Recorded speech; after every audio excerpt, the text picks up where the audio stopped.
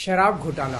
पिछले 2 साल से ये शब्द आपने कई बार सुना होगा। 2 साल से बीजेपी की सारी एजेंसीज कई रेड मार चुकी हैं, कई लोगों को गिरफ्तार कर चुकी हैं, लेकिन अभी तक एक भी पैसे का हेरफेर कहीं नहीं मिला, कहीं से एक भी पैसा नहीं मिला। अगर भ्रष्टाचार वाकई हुआ है तो इतने करोड़ों रुपए गए कहाँ? क्या सारा पैसा हवा में गायब हो गया? सच्चाई ये है कि किसी तरह का कोई भ्रष्टाचार हुआ ही नहीं।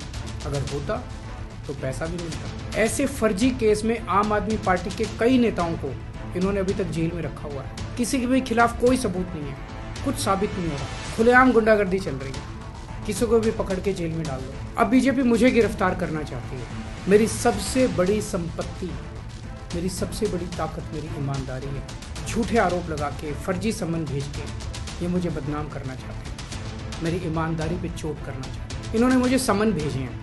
मेरे वकीलों ने मुझे बताया कि ये सम्मन गैर कानूनी है। क्यों गैर कानूनी है? ये मैंने इनको विस्तार से लिख के भेजा है। मैंने बताया है कि उनके सम्मन कैसे गैर कानूनी है, लेकिन उन्होंने मेरी एक भी बात का जवाब नहीं दिया। इसका मतलब उनके पास मेरी बातों का जवाब नहीं है। इसका मतलब वे भी मानते हैं कि उनका नोटिस गैर कानूनी है। क्या मुझे एक गैर कानूनी सम्मन का पालन करना चाहिए? अगर कानूनी रूप से सही सम्मन आएगा तो मैं पूरा सहयोग करूंगा। बीजेपी का मकसद जांच करना तो है ही नहीं। इनका मकसद तो लोकसभा चुनाव में मुझे प्रचार करने से रोकना है। ठीक लोकसभा चुनाव के पहले इन्होंने मुझे सम्मन भेजा। क्यों? इस जांच को चलते 2 साल हो गए। अभी ठीक लोकसभा चुनाव के पहले मुझे क्यों बुलाया जा रहा है? पहले क्यों नहीं बुलाया? सीबीआई ने मेरे को 8 महीने पहले बुलाया था। मैं सीबीआई में गया था, उनके सारे जवाब भी दिए थे।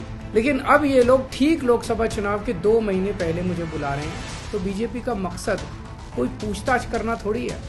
इनका मकसद है पूछताछ के बहाने केजरीवाल को बुला लो और उसे गिरफ्तार कर लो, ताकि मैं लोकसभा चुनाव में प्रचार न कर पाऊं। आज बीजेपी भ्रष्टाचारियों को नहीं पकड़ रही, बल्कि खुलेआम ईडी और सीबीआई का इस्तेमाल करके दूसरी पार्टियों के नेताओं को तोड़ के बीजेपी में शामिल करवाने का काम किया जा रहा है। 1 नहीं, 2 नहीं, कितने उदाहरण हैं जहां किसी पार्टी के नेता के खिलाफ ईडी सीबीआई के मामले चल रहे थे या उन पे गंभीर आरोप लगे हुए थे।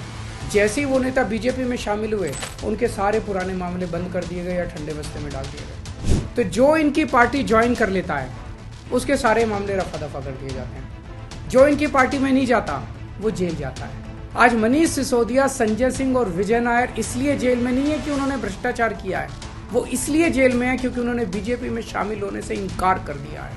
आज हम बीजेपी का मुकाबला क्यों कर पा रहे हैं? क्योंकि हमने कोई भ्रष्टाचार नहीं किया। अगर हमने जरा सा भी गलत काम किया होता तो दूसरे भ्रष्टाचारी नेताओं की तरह आज भी हम बीजेपी में शामिल हो चुके तो होते आज तक। इस तरह देश के ईमानदार नेताओं को जेल में डाल के और भ्रष्टाचारियों को अपनी पार्टी में शामिल करवा के ऐसे तो देश आगे नहीं बढ़ सकता। ये क्या चल रहा है? ये जो कुछ भी चल रहा है बहुत खतरनाक, ये हमारे जनतंत्र के लिए बहुत गलत है। इसे रोकना होगा। मैं हमेशा देश के लिए लड़ा हूँ। मेरा तन मन धन देश के लिए, मेरी एक एक सांस देश के लिए, मेरी खून की एक एक बूंद देश के लिए, मेरे शरीर का एक एक कतरा देश के लिए समर्पित। हमें मिलके देश को बचाना है। मैं पूरी जी जान से इनके खिलाफ लड़ रहा हूँ। आपका साथ चाहिए।